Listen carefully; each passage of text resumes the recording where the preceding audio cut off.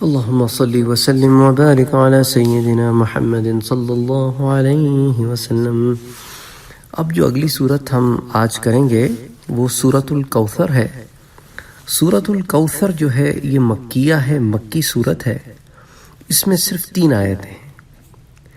بہت ہی خوبصورت، بہت ہی جامع، بہت ہی پیاری صورت ہے۔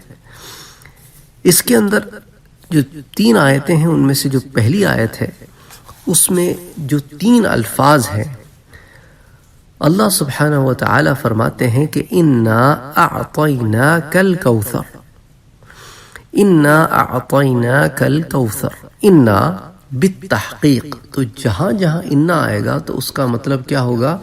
بالتحقیق، یعنی اس بات میں کوئی شک ہی نہیں ہے۔ أَعْطَيْنَاكَ، دی ہم نے آپ کو، الکوثر، کوثر۔ اب کوثر کی تعریف میں علماء جو ہیں مختلف متراجم کرتے ہیں۔ بعض علماء نے اس آیت کا یہ ترجمہ کیا ہے کہ اے محمد صلی اللہ علیہ وآلہ وسلم، ہم نے آپ کو کوثر عطا فرمائی ہے۔ بعض علماء کہتے ہیں کہ اے محمد صلی اللہ علیہ وآلہ وسلم، ہم نے آپ کو خیر کثیر عطا فرمائی ہے، کیونکہ لفظ ال ہے، اور جب بھی عربی میں ال آتا ہے تو اس کے بعد جو ناؤن آتا ہے وہ خاص ہو جاتا ہے، کیونکہ یہ آرٹیکل لگا دیتا ہے، د کے معنی میں آتا ہے۔ تو ہم نے آپ کو الکوثر عطا کی، کہ کوئی خاص چیز ہے کوثر جو عطا کی۔ اس کے بعد اللہ عز و جل فرماتے ہیں فَصَلِّ لِرَبِّكَ وَانْحَرْ، فصلی تو پس نماز پڑھیے واسطے کس کے؟ لربک، اپنے پروردگار کے واسطے، وانحر، اور قربانی کیجیے۔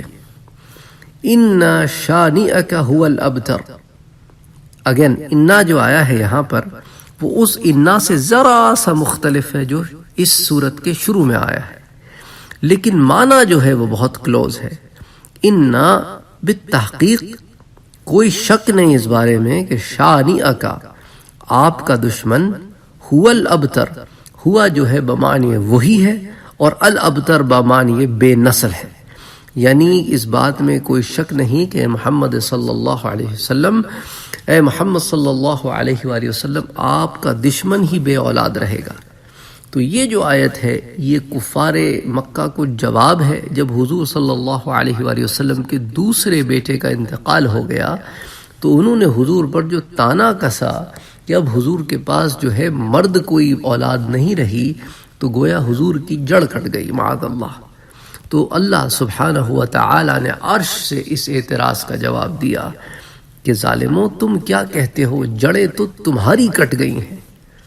اب دیکھیں نا کون ہے جو آج ابو لہب سے، ابو جہل سے، عتبہ سے، شیبہ سے، نضر ابن حارث سے، عقبۃ ابن ابی معیط سے، ابی ابن خلف سے، امیہ ابن خلف سے، ان میں سے کسی سے کوئی اپنا نسب نہیں جوڑتا، لیکن حضور صلی اللہ علیہ وآلہ وسلم سے جس کا نسب جڑ جاتا ہے اس کی شان بلند ہو جاتی ہے، اسے لوگ سید کہتے ہیں۔ پھر وہ بتاتا ہے میں حسنی سید ہوں، یا میں حسینی سید ہوں، یا میں نجیب الطرفین ہوں، یعنی ایک طرف سے حضرت حسن کی اولاد سے اور ایک طرف سے حضرت حسین کی اولاد سے ہوں۔